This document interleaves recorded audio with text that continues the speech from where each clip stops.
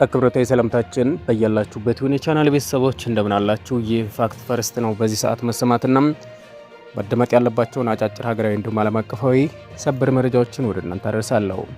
ከመረጃዎቻችን መካከል መቀሌ ላይ ምን እየተካሄደ ነው? ጀነራል ታደሰ ወረደ የስልጣን ዘመን መራዘም በክልሉ አዲስ ግጭት ቀስቅሷል። ዛሬ ምሽት የተሰማው ፍንዳታ በእነማን ላይ የተሰነዘረ ጥቃት ነው? የውስጥ አዋቂ ምንጮች ያደረሱን መረጃ ወደ እናንተ እናደርሳለን።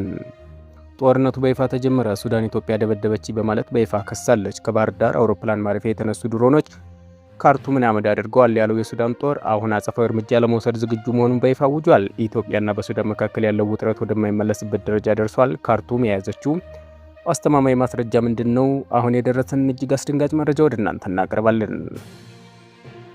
የነዳጅ ሰልፉ ለሳምንታት ሊቀጥል ይችላል። መንግስት አቅርቦቱን እንዲጨምር ቢወስንም በማደያዎች ያለው መጨናነቅ ለምን ሊቀል አልቻለም?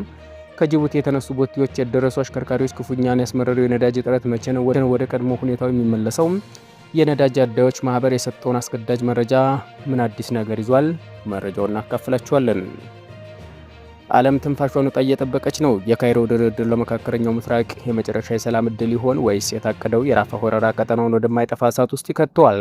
ኔታንያሁ አስፈሪ ውሳኔና አሜሪካ ድብቅ ጫና የፈጠረው አዲስ ውጥረት ምን ይመስላል? አሁን የደረሰን መረጃዎች ወደ እናንተ እናደርሳለን። ፕሬዚዳንት ትራምፕ ለኢራን የመጨረሻውን ማስጠንቀቂያ ሰጡ። ኢራን ከምድረ ገጽ ትጠፋለች። በዛሬው ዕለትም አሜሪካ መርከቦች ላይ የተሰነዘረው ጥቃት ተከትሎም ዋይት ሀውስ የማያዳግም እርምጃ እንደሚወስድ አስታውቋል። አሜሪካ የኢራንን ጀልባዎች ማውደሟን ስታረጋግጥ፣ ፕሬዚዳንቱ ደግሞ እጅግ አስፈሪውን ዛቻ ሰንዝረዋል። በመካከለኛው ምስራቅ መጠነ ሰፊ ጦርነት ሊቀሰቀስ ይችላል። አሁን የደረሰንን ሰበር መረጃዎች ይዘን ቀርበናል። ቻናሉን ሰብስክራይብ፣ ቪዲዮ ላይክ እያደረጋችሁ መረጃዎች እንድትከታተሉ በአክብሮት ጋብዛለሁ። አሁን በቀጥታ ወደ መረጃው አልፋለሁ። አብራችን ቆዩ። በመቀለ ከተማ የትግራይ ጊዜያዊ አስተዳደር ፕሬዝዳንት ጽህፈት ቤት እና የትግራይ ቴሌቪዥን ጣቢያ በሚገኝበት ስትራቴጂካዊ ስፍራ ዛሬ ምሽት የተሰማው ፍንዳታ ድምፅ በከተማ ነዋሪዎችና በጽህፈት ቤቱ ሰራተኞች ዘንድ ትልቅ ስጋትን ፈጥሯል። ፍንዳታው የደረሰው በሁለት ተቋማት አቅራቢያ ቢሆንም እስካሁን ባለው መረጃ በሰው ሕይወትም ሆነ በንብረት ላይ የደረሰ ጉዳት የለም። በፍንዳታው መንስኤ ምን የተቀበረ ፈንጂ ይሁን ወይም በእጅ የተወረወረ ቦምብ እስካሁን በገለልተኛ አካል ያልተጣራ ቢሆንም የጸጥታ አካላት አካባቢውን በመክበብ ምርመራ እያካሄዱ እንደሚገኙ ታውቋል። ይህ ድንገተኛ ፍንዳታ የተከሰተው በትግራይ ክልል ከፍተኛ የፖለቲካ ፍጥጫ በነገሰበት ወቅት መሆኑ የክስተቱን ትርጉም ይበልጥ አሳሳቢ አድርጎታል። በተለይም በጠቅላይ ሚኒስትር አብይ አህመድ ውሳኔ ጀነራል ታደሰ ወረደ የስልጣን ዘመን ለተጨማሪ 6 ወራት እንዲራዘም መደረጉን ተከትሎም በጊዜያዊ አስተዳደሩና በህወሓት አመራሮች መካከል የነበረው ልዩነት ወደ ግልጽ ዛቻ መሸጋገሩ ይታወቃል። የጀነራሉ የስልጣን ዘመን መራዘም በጽኑ የሚቃወሙት የህወሓት ባለስልጣናት ውሳኔው ተቀባይነት የሌለው መሆኑን አስተዳደራዊ እርምጃ እንደሚወስዱ ሲገልጹ ቆይተዋል። በክልሉ እየተሰራጨ ባለው መረጃ መሰረትም ህወሓት ጀነራል ታደሰ ወረደን በማንኛውም መንገድ ለማስወገድና በእሳቸው ምትክ ለድርጅቱ ፍጹም ታማኝ የሆነ ሌላ አመራር ለመተካት ከፍተኛ እንቅስቃሴ እያደረገ መሆኑ ይነገራል። ይህ የምሽት ፍንዳታም ከዚሁ የስልጣን ሽኩቻ ጋር በቀጥታም የተያዘ ሊሆን እንደሚችል ግምቶች እየቀረቡ ሲሆን በተለይም ጀነራል በኃይል ለማንሳት ወይም በጊዜያዊ አስተዳደር ደጋፊዎችና በተቃዋሚዎች መካከል ሊቀሰቀስ የሚችል መጠነ ሰፊ ኃይል ግጭት መጀመሪያ ሊሆን ይችላል የሚል ስጋት በነዋሪዎች ዘንድ በስፋት እየተንጸባረቀ ነው። በአጠቃላይ በመቀሌ የተሰማው ፍንዳታ ከወታደራዊ ክስተቱ ይልቅ ለፖለቲካዊ መልእክት የጎላ ሆኖ ተገኝቷል። በሁለቱ የሀያል ጎራዎች መካከል ያለው አለመግባባት በሰላማዊ መንገድ ካልተፈታ መሰል ድርጊቶች ክልሉን ወደ አዲስ የሰላም መደፍረስና የእርስ በርስ ግጭት ሊከቱት እንደሚችሉ የፖለቲካ ተንታኞች እያስጠነቀቁ ነው። ሁኔታው አሁንም በከፍተኛ ጥንቃቄ እየተከታተሉ ሲሆን ከጊዜ አስተዳደሩ የሚሰጠው ይፋዊ መግለጫ የጉዳዩን ትክክለኛ መልክ ይበልጥ ግልጽ ያደርገዋል ተብሎ ይጠበቃል። ወደ ቀጣዩ መረጃችን ስናልፍ በኢትዮጵያና በሱዳን መካከል ያለው ዲፕሎማሲያዊ ግንኙነት ወደ ከፋ ደረጃ መሸጋገሩን የሚያሳዩ መረጃዎች ከካርቱም ወጥተዋል። የሱዳን መንግስት በዛሬ ሰኞ በሰጠው መግለጫ በዋና ከተማ ካርቱም አውሮፕላን ማረፊያ ላይ ለደረሰው ጥቃት ኢትዮጵያና የተባበሩት አረብ ኤሚሬቶችን ቀጥተኛ ተሳትፎ አላቸው ሲል በይፋ ከሷል። በካርቱም የተሰጠው በዚህ የጋራ መግለጫ ላይ የሱዳን የውጭ ጉዳይ ሚኒስትር አምባሳደር ሙሃዲን ሳሌም እና የጦር ኃይሉ ቃል አቀባይ ብርጋዴር ጀነራል አሲም ማዋድን ጨምሮ ከፍተኛ ባለስልጣናት ተገኝተዋል። ባለስልጣናቱ እንደገለጹት ጥቃቱን የፈጸሙት ከኤሚሬትስ ድሮኖች ሲሆኑ ድሮኖቹ የተነሱት ግን በኢትዮጵያ ከሚገኘው ባህር ዳር አውሮፕላን ማረፊያ መሆኑን የሚያሳይ አስተማማኝ ማስረጃ በእጃቸው እንደሚገኝ አረጋግጠዋል። ሱዳን አክላም በዘንድሮ ዓመት ብቻ በተመሳሳይ መልኩ ከባህር ዳር በመነሳት በተደጋጋሚ የድንበር ጥሰቶችና ጥቃቶች ሲፈጽሙባት መቆየቷን ገልጻለች። ይህ ድርጊት የሀገሪቱን ሉዓላዊነት የሚጋፋ በመሆኑ የሱዳን ጦር ኃይል አስፈላጊ ሆኖ በተገኘበት በማንኛውም ቦታ ላይ ጊዜያዊ አጸፋ እርምጃ መውሰድ ሙሉ መብቱ የተጠበቀ መሆኑን በጠንካራ ቃላት አስጠንቅቀዋል። እስካሁን ድረስም ከኢትዮጵያ መንግስት በኩል ለቀረበው ክስ የተሰጠ ይፋዊ ምላሽ የለም። ሆኖም ይህ ክስ በቀጠናው በተለይም በሁለቱ ጎረቤት ሀገራት መካከል ያለው የጸጥታ ስጋት ወደ አዲስ ምዕራፍ ያሸጋግረዋል ተብሎ ተፈርቷል። በአዲስ አበባና በልዩ ልዩ የሀገሪቱ ክፍሎች በማደያዎች የሚታየው እጅግ የረጅም ተሽከርካሪዎች ሰልፍ በአጭር ጊዜ ውስጥ ላይቀረፍ እንደሚችል ተመላክቷል።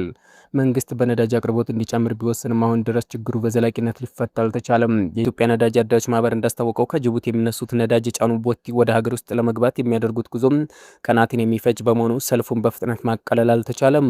የማህበሩ ፕሬዝዳንት አቶ ኤፍሬም ተስፋዬ እንደሚሉት ከሚያዝያ 22 ቀን ጀምሮ በጅቡቲ የነዳጅ ጭነት ቢኖርም አሁን ላይ ያለው የነዳጅ ፍላጎት በከፍተኛ ሁኔታ መናርና በርካታ ተሽከርካሪዎች በሰልፍ ላይ መቆየታቸው ችግሩን በአጭር ጊዜ እንዳይፈታ እንቅፋት ሆኗል። በተጨማሪም የተቋረጡ ፕሮጀክቶች ዳግም ስራ መጀመራቸው ለናፍጣ ያለውን ፍላጎት በመጨመሩ ይህ ሁኔታ ለተከታታይ ሳምንታት ሊቀጥል እንደሚችል ፕሬዝዳንቱ ግምታቸውን አስቀምጠዋል። በአሁኑ ወቅትም በሀገሪቱ 800 ገደማ ነዳጅ ማደያዎች የሚገኙ ሲሆን ማደያዎቹ አገልግሎታቸውን እንዳያቀላጥፉ የመቅጃ ፓምፖችን ቁጥር እንዲጨምሩና አሰራር ማሻሻያ እንዲያደርጉ ማህበሩ መክሯል። ምንም እንኳን በሚቀጥሉት ሳምንታት ሁኔታው ወደ መደበኛ ይመለሳል ተብሎ ተስፋ ቢደረግም አሽከርካሪዎቹ አሁንም በትዕግስት ሰልፉን እንዲጠብቁ እየተጠየቁ ነው። ወደ ቀጣዩ መረጃችን ስናልፍ ዛሬ በመካከለኛው ምስራቅ ያለው ሁኔታ እጅግ አሳሳቢ ምዕራፍ ላይ ደርሷል። በግብጽ ካይሮ እየተካሄደ ያለው የተኩስ አቁም ድርድር ውጤቱ ወደ ሀገሪቱን ወደፊት ዕጣ ፈንታ ይወስናል ተብሎ ይጠበቃል። ታዋቂዎቹ የዓለም ሚዲያዎች ጉዳዩን በዛሬው ቀዳሚ ዘገባቸው አድርገውታል። እስራኤል ጦርነቱን በቋሚነት ማናቆም ማለቷ ድርድሩን አጣብቂኝ ውስጥ ከቶታል ሲል ተዘግቧል። በተለይም በራፋ ላይ የደረሰ ያለው የአየር ጥቃት ሰብአዊ ቀውሱን እያባባሰ መሆኑ ተገልጿል። በሌላ በኩልም አሜሪካ የውጭ ጉዳይ ሚኒስትር አንቶኒ ብሊንከን በእስራኤል እያደረጉት ያለው ጉብኝት የመጨረሻው የዲፕሎማሲ ጥረት እንደሆነ ተመላክቷል። ብሊንከን ውሳኔው አሁንም ከሐማስ እጅ ነው ማለታቸውን ቢቢሲ አስታውቋል። እስራኤል ለራፋ ወረራ አስፈላጊውን ወታደራዊ ዝግጅት ማጠናቀቋንና ምንም እንኳን አሜሪካ ብትቃወምም ጠቅላይ ሚኒስትር ኔታንያሁ ጥቃቱን ለመጀመር ቁርጠኛ መሆናቸውን እየተዘገበ ነው። ጠቅላይ ሚኒስትር ቤንጃሚን ኔታንያሁ በሰጡት መግለጫ ከሐማስ ጋር ስምምነት ቢደረስም ባይደረግም የቀሩት የሐማስ ሻለቃዎችን ለማጥፋት ራፋ መግባታቸው እንደማይቀር በድጋሚ አረጋግጠዋል። ይህ አቋማቸው በአደራዳሪዎችና በዓለም አቀፉ ማህበረሰብ ዘንድ ከፍተኛ ስጋትን ፈጥሯል። በአጠቃላይ በሚቀጥሉት ጥቂት ሰዓታት ከካይሮ የሚወጣ ምላሽ ሰላምን ወይስ መጠነ ሰፊ ጦርነትን ያመጣል የሚለው ጉዳይ የዓለም ትኩረት ሆኗል። ፋክት ፈርስት ሁኔታውን በቅርበት እየተከታተለ መረጃውን ወደ እናንተ ያደርሳል። ይህ በእንዲህ እንዳለ በመካከለኛው ምስራቅ ያለው ወታደራዊ ፍጥጫ ዛሬ ወደ አዲስ ምዕራፍ አደገኛ ተሸጋግሯል። ፕሬዚዳንት ዶናልድ ትራምፕ ኢራን በአሜሪካ የጦር መርከቦች ላይ የምታደርገውን ትንኮሳ ካላቆመች ከምድረ ገጽ ትጠፋለች ሲሉ እጅግ ጠንካራ ማስጠንቀቂያ ሰጥተዋል። ኢራን በዛሬው ዕለት በሆርሙዝ ባህር ወሽመጥ ላይ በሚንቀሳቀሱት ሁለት የአሜሪካ የጦር መርከቦች ላይ ጥቃት መፈጸሟን የሚገልጹ ቪዲዮ በይፋ አሰራጭተዋል። ሆኖም የትራምፕ አስተዳደር ጥቃቱን ውድቅ በማድረግ መርከቦቹ አካባቢውን በሰላም ማለፋቸውን አስታውቋል። ያጸፈው ግን የአሜሪካ የባህር ኃይል በዛሬ በወሰደው እርምጃ ትንኮሳ ሲያደርጉ የነበሩ 6 የኢራን አነስተኛ የጦር ጀልባዎች ማውደሙን በይፋ አረጋግጧል። ፕሬዚዳንት ትራምፕ ይህንን ክስተት ተከትሎ በሰጡት መግለጫ ኢራን አሜሪካን መፈታተን ከቀጠለች ከባድ ዋጋ ትከፍላለች፣ ከምድረ ገጽም እስከ መጥፋት የሚያደርስ እርምጃ ይጠብቃታል ሲሉ በድጋሜ አስጠንቅቀዋል። የቻናል ቤተሰቦች ለሰዓቱ የነበረኝ አጭር መረጃ ይመስል ነበር። ከቆይታ በኋላ በሌላ መረጃ እስከምንገናኝ መልካም ጊዜ ይሁንላችሁ።